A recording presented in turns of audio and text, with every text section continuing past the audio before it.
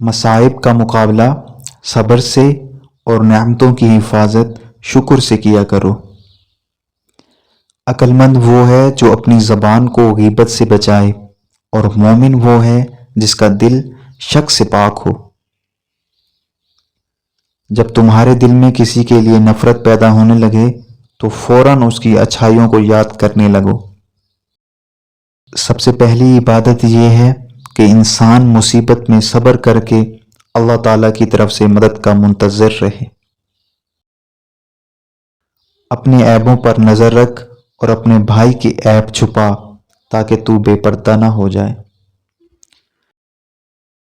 جب کسی شخص کی عقل کامل ہو جاتی ہے تو اس کی گفتگو میں کمی آ جاتی ہے۔ قریبی رشتہ داروں کی عداوت بچھوؤں کی ڈسنے سے زیادہ درد پہنچاتی ہے۔ جو قناعت اور صبر اختیار کرتا ہے وہ غنی ہوتا ہے۔ صبر کی دو صورتیں ہیں، جو ناپسند ہو اسے برداشت کرنا اور جو پسند ہو اس کا انتظار کرنا۔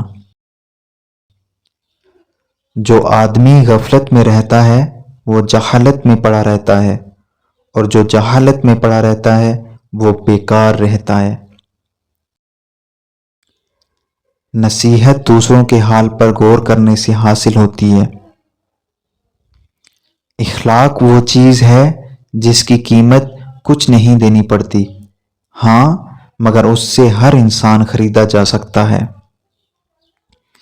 انسانیت بہت بڑا خزانہ ہے، اسے لباس میں نہیں انسان میں تلاش کرو۔ جو ظلم کے ذریعے عزت چاہتا ہے اللہ اسے انصاف کے ذریعے ذلیل کرتا ہے۔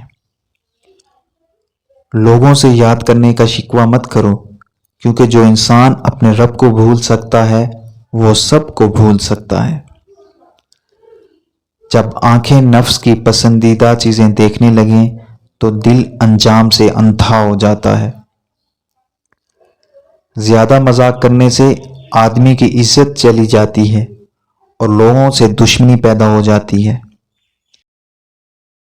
جو آدمی دوسرے لوگوں کے عیب کی تلاش میں رہتا ہے اللہ تعالیٰ اس کے عیب ظاہر کر دیتا ہے۔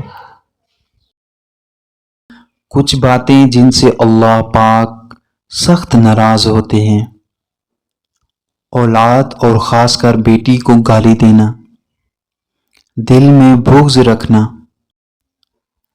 مہمان کو کچھ کہہ کر منہ بنانا، اذان کے وقت کام میں مصروف رہنا، ماں باپ کی عقل کو کوسنا، نماز کے بعد دعا نہ مانگنا، دسترخوان پر باتیں کرنا، کھڑے ہو کر پانی پینا، وضو کی حالت میں کفر کے الفاظ ادا کرنا، اچھی باتیں دوسروں تک پہنچانا صدقہ جاریہ ہے۔